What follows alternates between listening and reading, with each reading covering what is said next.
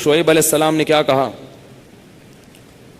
یا قومی لا یجرمنکم شقاقی ان یصیبکم مثل ما اصاب قوم نوح او قوم ہود او قوم صالح. اے میری قوم، تو اچھا اس قوم کو بھی واقعات معلوم تھے، اس آیت سے پتہ چلتا ہے.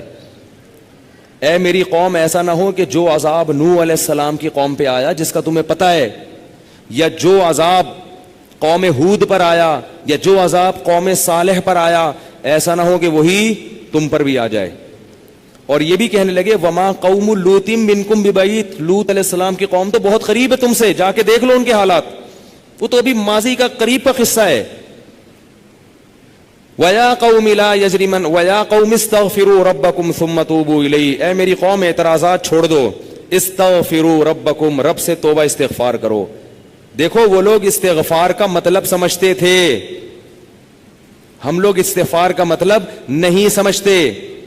جب شعیب علیہ السلام نے کہا استغفار کرو تو ایسا تو ان کے لیے تو بڑا آسان تھا، ایک تسبیح استغفار کی صبح پڑھ لیتے، ایک تسبیح شام کو پڑھ لیتے.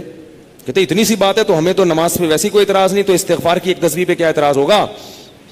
وہ سمجھتے تھے کہ استغفار کا مطلب ہے گناہ سے توبہ، جو ڈنڈی مار رہے ہیں یہ چھوڑیں اور پھر اللہ سے توبہ کریں.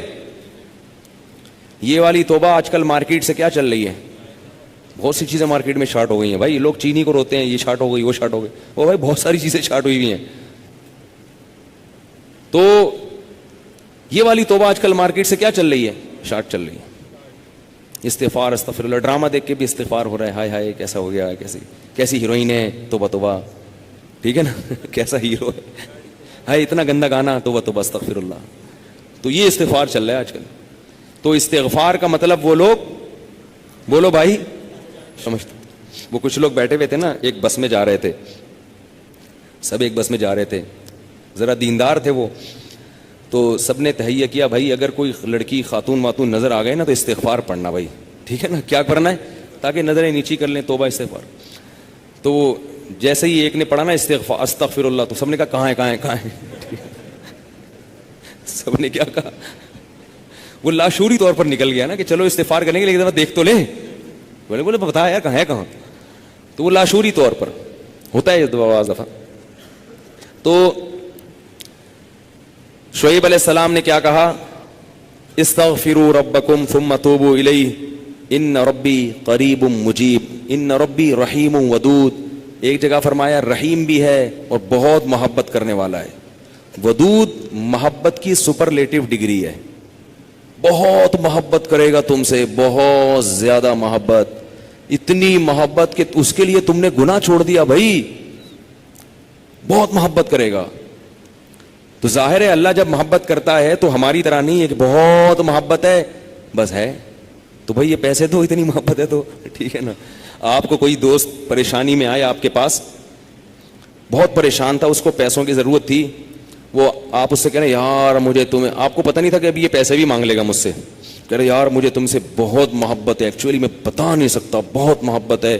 وہ بڑا خوش ہو گیا بھائی اب تو ٹھیک ہے بھائی. تو کہہ رہے یار مجھے نا 100 روپے کی ضرورت ہے. اب آپ کہہ رہے یار یہ کیسے موقع پہ میں نے اظہار کر دیا محبت کا، ٹھیک ہے نا. تو ہم لوگوں کی محبت کیسی ہوتی ہے، ایسی ہوتی. اگر ہمیں پہلے سے پتا ہوتا پیسے مانگتا ہے تو ہم کیا کہتے ہیں، یار محبت کچھ نہیں ہوتا. مفتی صاحب نے بیان کیا تھا لویریا پر، وہ جا کے سن لینا، پھر ایسا کہیں گے ہم. تو اللہ جب کہہ رہا ہے نا کہ استغفار کرو گے تو میں کیا کروں گا، ودود بے پناہ محبت کروں گا، بے پناہ محبت. اس کا مطلب ہے کہ پھر اللہ نوازے گا، بہت بہت نوازے گا، رزق کی فراوانی کر دے گا، رزق کے دروازے کھول دے گا، دل میں سکون ڈال دے گا. اگر پریشانی بھی آئے گی تو درجات کو بلند کرنے کے لیے، جیسے یعقوب علیہ السلام پر پریشانی آئی، جیسے یوسف علیہ السلام پر پریشانی آئی تاکہ مصر کا بادشاہ بنا دوں، پھر وہ پریشان کرنے کے لیے پریشان نہیں کرے گا، وہ پریشان کرے گا خوشی دینے کے لیے.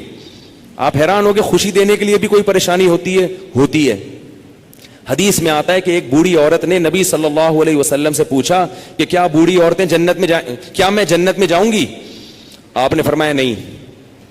ارے بھائی نبی کے منہ سے ایک عورت سن لے کہ میں جنت میں نہیں جاؤں گی، اس پہ کیا گزرے گی؟ اس کا مطلب جہنم کا ٹھپا لگ گیا، اسٹیمپ لگ گئی. اتنی پریشان. خود سوچو کہ جن صحابہ کو جنت پر ایسا یقین تھا جیسے اپنی آنکھوں سے دیکھی ہو. حضرت علی کی ایک روایت ہے کہ میں اگر جنت کو اور جہنم کو اپنی آنکھوں سے دیکھ لوں تو میرے ایمان میں اضافہ نہیں ہوگا. تو جن لوگوں کا ایمان ایسا ہو نبی پر, ایک ایک بات پر وہ نبی کے منہ سے سن لیں کہ میں جنت میں نہیں جاؤں گی, تو اس پہ قیامت نہیں آ گئی ہوگی. رونے لگی, پریشان ہو گئی, کچھ دیر میں نبی نے فرمایا کہ جاؤ گی جوان ہو کے. اس کنڈیشن میں اب یہاں ایک نقطہ اٹھایا ہے کہ بھئی ایسا مذاق کرنا جس سے تکلیف ہو, کسی مسلمان کو تکلیف دینا تو جائز نہیں ہے, تو نبی کیسے تکلیف دے سکتے ہیں؟ اتنی تکلیف میں ڈال دیا بیچاری کو. تو اس کا جواب یہی ہے کہ بعض دفعہ تکلیف کسی بہت بڑی خوشی کا پیش خیمہ ہوتی ہے. نہیں آئی بات؟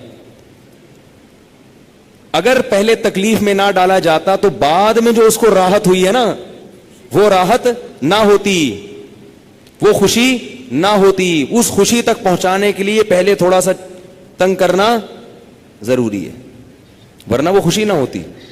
تو اللہ بھی اگر اپنے نیک بندوں کو پریشان کرتے ہیں تو وہ پریشانی کسی بہت بڑی کامیابی کا پیش خیمہ ہوتی ہے, پیش خیمہ ہوتی. پھر اس میں تسلیاں بھی ملتی رہتی ہیں ان کو. تتنزل علیہم الملائکہ اللہ تخافوا ولا تحزنوا, فرشتے ان کے دلوں پہ نازل ہو کے خوشخبریاں دیتے ہیں کہ غم نہ کرو, خوف نہ کرو, بس یہ پریشانیاں دور ہونے والی ہیں, جنت کی نعمتیں ہیں. بعض دفعہ تو دنیا میں بھی بہت بڑی کامیابی مل جاتی ہے. تو اب وہ اچھا یہ بات مسئلہ ذہن میں رکھو کہ اللہ ودود ہے, محبت کرتا ہے اپنے بندوں سے بے پناہ, رحیم ہے, غفور ہے. یہ بہت بڑی غلط فہمی ہے کہ گناہگاروں کے لیے بھی ہے. نا نا نا نا نا, گناہگاروں کے لیے نہیں ہے. جو گناہ سے توبہ کرنے والے ہوں ان کے لیے. ہمارے ہاں بعض خطیب اللہ کی رحمت کو ایسے بیان کرتے ہیں کہ گناہگار سمجھتا ہے کہ اللہ مجھ سے بھی بہت زیادہ محبت کرتے ہیں, حالانکہ وہ کبیرہ علانیہ گناہوں کا مجموعہ ہوتا ہے. وہ آدمی گناہوں سے اللہ کبھی بھی محبت نہیں کرتے, تو گناہگار سے کیسے محبت کریں گے؟ جو گناہ سے بچنے کی کوشش میں لگ جائے, بے شک نہ چھوٹے ہوں لیکن بچنا چاہتا ہے, اس سے بھی اللہ محبت کرتے ہیں. علماء لکھتے ہیں گناہ نہ بھی چھوٹے ہوں لیکن چھوڑنا چاہ رہا ہے, لائن پہ آنا چاہ رہا ہے, تو اللہ اس سے بھی محبت کرتے ہیں. اس کے لیے وسائل پیدا کرتے ہیں, اسباب کے آ جائے. جو نہیں چاہتا اس سے اللہ محبت نہیں کرتے. اللہ اس کے لیے غفور اور رحیم نہیں ہے. الا یہ کہ قانون یہ ہے, اللہ اپنی رحمت سے کسی کو بخش دے تو ایک الگ بات ہے, قانون یہ نہیں ہے. قانون یہ ہے کہ وہ کیا ہے, عزیز ذو انتقام, غالب ہے اور انتقام لینے والا ہے. ان الذين يكسبون الاثم سيجزون بما كانوا يقترفون, جو گناہ کر رہے ہیں عنقریب پتہ چلے گا, عنقریب پکڑے جاؤ گے, عنقریب ٹھکائی لگے گی. تو جس سے محبت ہوتی ہے اس سے ایسے باتیں کی جاتی ہیں. آپ کو جس سے محبت ہے آپ اس کو دھمکیاں دیتے ہیں اس طریقے سے. اللہ فرماتے ہیں کہ تمتعوا, مزے اڑاؤ مزے, ان مصیرکم الی النار, آنا جہنم کی آگ کی طرف ہے. حدیث میں آتا ہے کہ میں سب سے زیادہ غیرت مند اور اللہ مجھ سے بھی زیادہ غیرت مند ہے. اور اللہ کی غیرت کو اس وقت جوش آتا ہے جب کوئی اللہ کے حرام کردہ کاموں میں سے کوئی کام کرتا ہے. یہ کون چیخ رہا ہے بھائی؟ ان کو سنبھالیں بچوں کو باہر, کیا ہو رہا ہے یہ پیچھے لوگ بیٹھے ہوئے ہیں دیکھ نہیں رہے ان کو. تو اللہ کو غیرت کس وقت آتی ہے؟ حدیث کے الفاظ ہیں کہ جب کوئی بندہ اللہ کے حرام کاموں میں سے کسی کام کا ارتکاب کرتا ہے. اللہ کھلا رہا ہے, اللہ پلا رہا ہے, پھر آپ ناجائز کی طرف جا رہے ہو. تو حدیث میں یہ نہیں آتا کہ جب کوئی بندہ گناہ کرتا ہے تو اللہ کو اس بھی محبت کا بڑا جوش آتا ہے. نہ, پھر اللہ کو غیرت آتی ہے اور اللہ کی صفت انتقام جوش میں آتی ہے.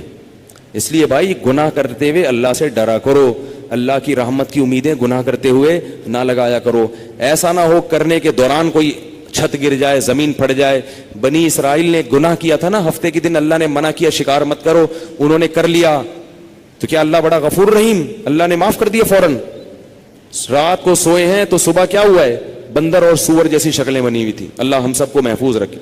تو گناہ سے بچنا چاہو گے تو اللہ کی رحمتیں ہیں, اللہ کی محبتیں ہیں. گناہ سے بچنے کا ارادہ نہیں کرتے تو پھر جہنم ہے, پھر جنت نہیں ہے. سمجھ رہے ہو کہ نہیں سمجھ رہے بھائی؟ یہ باتیں کہتے ہوئے مجھے بھی ڈر لگتا ہے, مجھے بھی ڈر لگتا ہے.